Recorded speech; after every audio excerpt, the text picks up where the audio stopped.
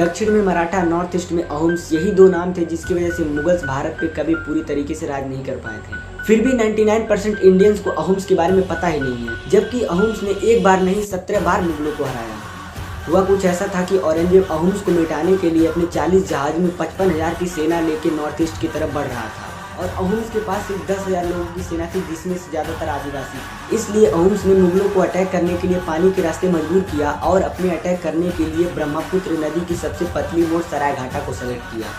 पानी का डेप्थ वहाँ पे इतना कम था कि वहीं पे मुगल्स के जहाज सबसे ज़्यादा लाचार थे और 3 अलग अलग पर्वतों से एक साथ अटैक बोला और साथ ही छोटे छोटे जहाज़ों से मुगल्स के बड़े जहाज़ों को चारों तरफ से घेर लिया। ऊपर से कालू और नागा जैसे ट्राइब्स का सपोर्ट मिलने के बाद अहोम्स एकदम बारूद हो गए थे और ये ट्राइब्स इतने शातिर थे कि जंगल का चप्पा चप्पा जानते। वो लोग जंगलों से आते थे और अटैक करके फिर जंगलों में छुप जाते थे।